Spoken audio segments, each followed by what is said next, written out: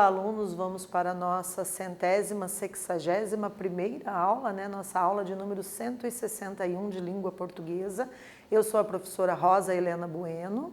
Agradeço sempre a participação de todos vocês, estarem aí, né, assistindo as nossas videoaulas que a gente prepara com tanto carinho, né, de forma tão especial para que possamos contribuir com o aprendizado de vocês, né, nesse momento de pandemia. É sempre bom a gente retomar aquele lembrete, né, pessoal, que os alunos que têm acesso ao aplicativo do Google Classroom têm que responder ao formulário de questões e clicar no link para validar a presença de vocês, certo? É importante continuar fazendo as atividades e validando a presença, né, porque no período letivo nosso ainda continua, certo? Então vamos ver hoje o que nós preparamos para essa aula. Então, os objetivos consistem em fazer uma revisão do que é um período composto, reconhecer uma oração coordenada, estabelecer relações lógico-discursivas presentes no texto, marcadas por conjunções, advérbios e etc. E vamos identificar os efeitos de ironia ou humor nos textos, ok? Então, começando as nossas reflexões, a gente trouxe aqui uma tirinha, né? A tirinha, ela tem como característica trazer ali linguagem verbal, que são as palavras que compõem os balões de diálogo ou os balões de pensamento, né? Tem a linguagem não verbal, que são as imagens, ilustrações, os desenhos presentes na tirinha. Sempre elas trazem ali, de uma forma bem humorada, alguma situação para estabelecer ali uma reflexão, né?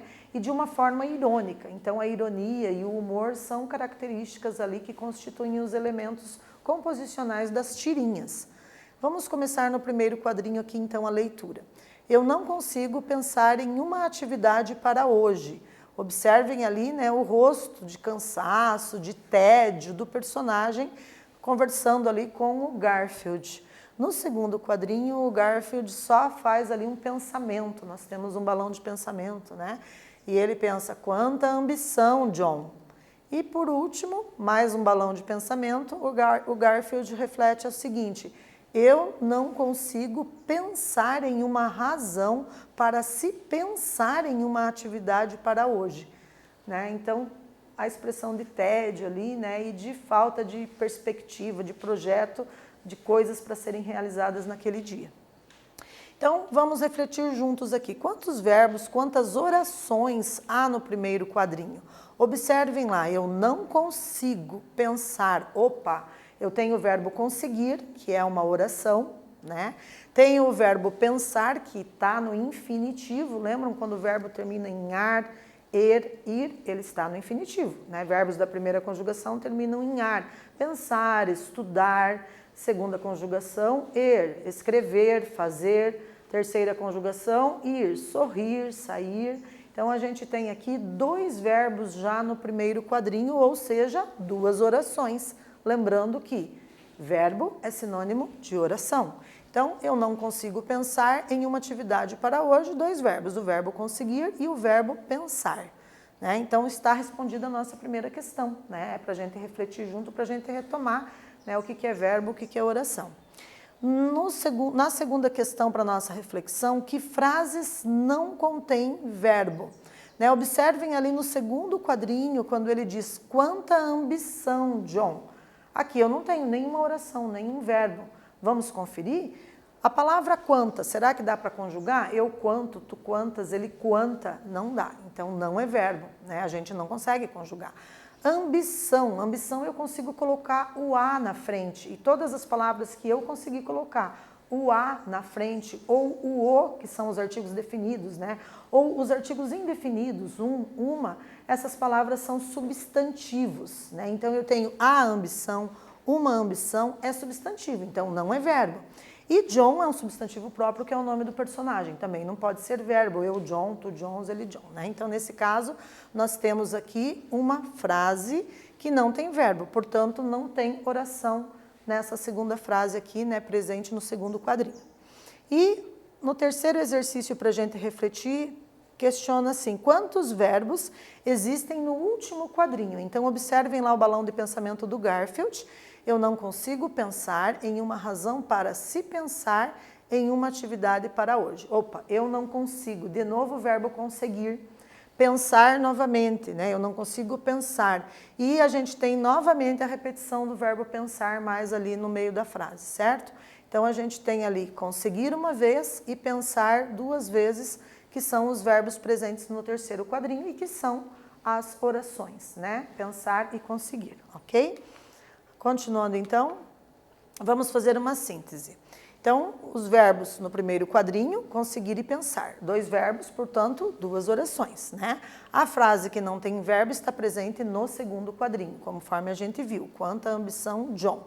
E conseguir 2 vezes lá no terceiro quadrinho e o verbo pensar também apareceu, certo? 2 vezes o verbo pensar e uma conseguir, né? Agora vamos retomar, pessoal, as orações coordenadas sindética. Agora que a gente viu, né, essa ideia aí de oração, de verbo, lembram-se que nós temos ali as aditivas. Aditivas dão ideia de adição, né? Eu posso dizer assim, eu trabalho e estudo. Eu tenho ali 2 verbos, 2 orações, o verbo trabalhar e o verbo estudar. Né? Vocês, nesse momento, vocês assistem às aulas e fazem os exercícios. Estou adicionando 2 orações, né? O verbo assistir e o verbo fazer, portanto, é uma aditiva. Né? Posso também dizer, vocês não só assistem às aulas, mas também fazem as atividades. Então, 2 verbos ali sendo adicionados, indicando a somatória de ações, né? Por isso que a gente chama de adição, aditivo, né? Adversativo dá ideia de contrariedade, né? Então, coisas que contrariam uma determinada situação inicialmente pensada. Eu posso dizer assim, os alunos queriam ir para a escola, mas estamos em pandemia. Esse mas contraria a expectativa inicial, então é uma adversativa. Né? Então temos a conjunção mas, porém, né? Eles queriam ir para a escola, porém estamos em pandemia. Todavia, estamos em pandemia. Contudo, estamos em pandemia. Então observem que todas as conjunções coordenadas adversativas são sinônimas. Elas podem ser usadas, né, para substituir o mas, para substituir o porém. Às vezes a gente vai produzir um texto e quer usar mais de uma vez a palavra mas. O que a gente faz? Evita de repetir palavra desnecessariamente no texto e substitui por uma outra conjunção adversativas, né? As alternativas, ou, ora, né? Ou você estuda, né? Ou você joga videogame, você tem que fazer uma escolha, são alternativas, né? Conclusivas dão ideia de conclusão, né? O aluno se dedicou, portanto, passou de ano, né? O aluno se dedicou o ano inteiro, logo, né, não ficou de recuperação, enfim. Ou o aluno fez as atividades de recuperação do projeto Se Liga, por isso conseguiu sucesso nesse ano letivo e passou. Né? Então, por isso, logo, portanto, são conclusivas. Né? E as explicativas, como o nome sugere, dão explicações. Né? Então, podemos ter que, porquê, pois, porquanto. Né? Vocês podem ter aí vários exemplos, né? Eu estudo porque quero conseguir bons resultados, porque quero me tornar mais inteligente. Então, está trazendo ali uma explicação dos motivos pelos quais você estuda, né? Então, sempre a gente tem essas conjunções aí para nos auxiliar nisso. Vamos para a nossa primeira atividade, galera. Observem lá. A conjunção sublinhada estabelece qual relação de sentido entre as orações. Os estudantes querem ir à escola, mas não podem devido à pandemia. E agora, será que esse mas indica adição, adversidade, conclusão ou alternância? Um tempo para vocês assinalarem um X aí.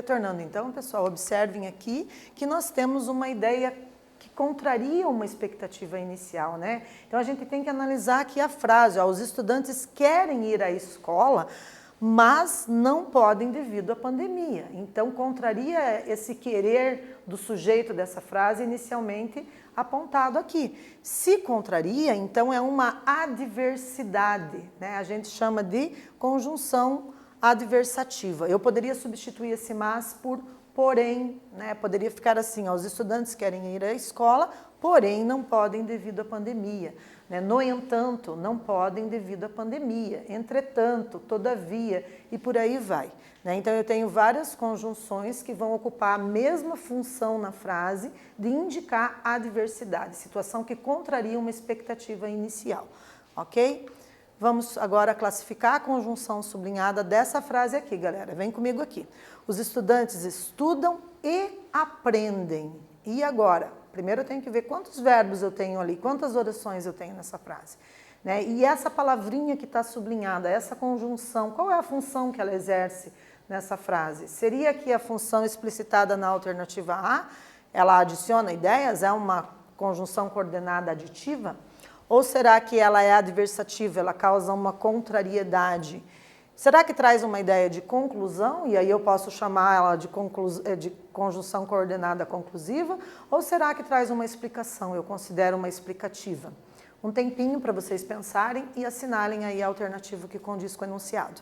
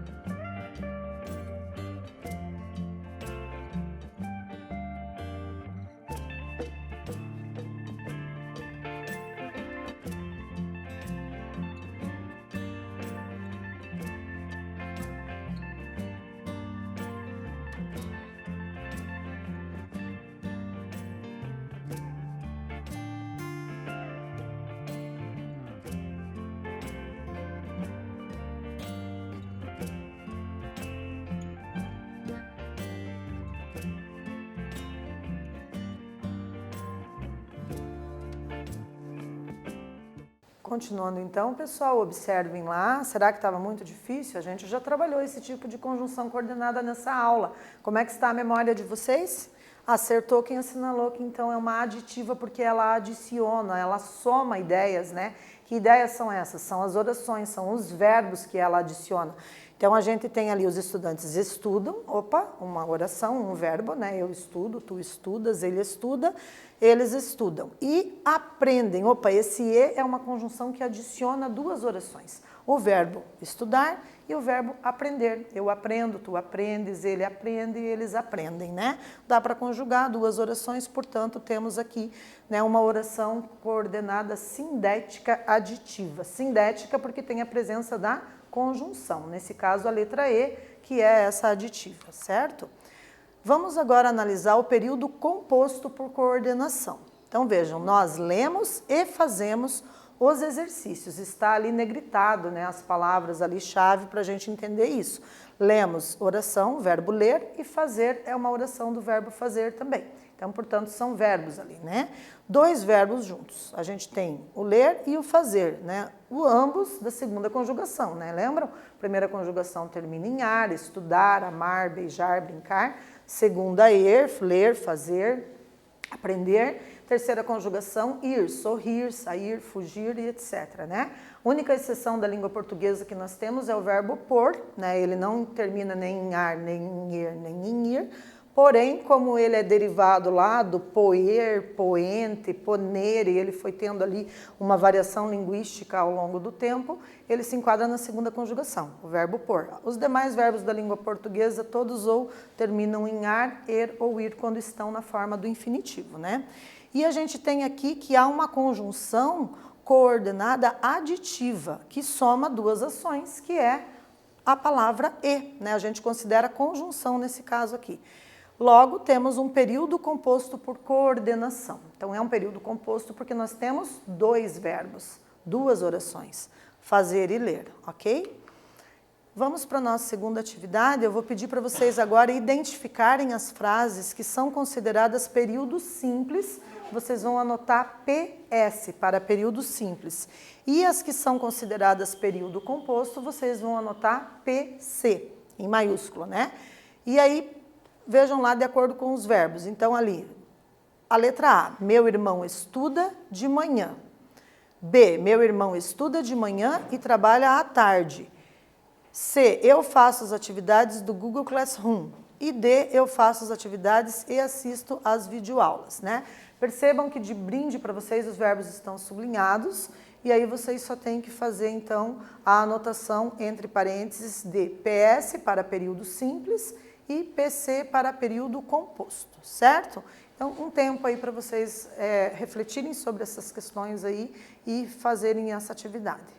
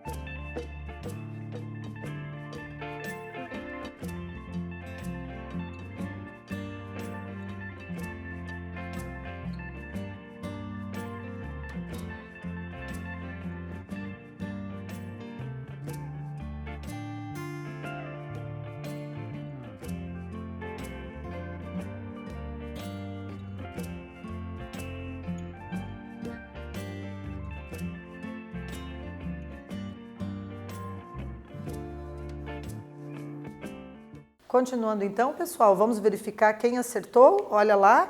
Então, para a letra A, na frase meu irmão estuda de manhã, nós temos um período simples, né, pessoal? Por que é simples? Porque só temos um verbo, o verbo estudar, né? Então, é uma oração. Na letra B, a gente tem meu irmão estuda de manhã e trabalha à tarde. Opa, eu tenho duas orações, né? Que são os verbos estudar e trabalhar. Se tenho duas orações, eu tenho um período composto, né?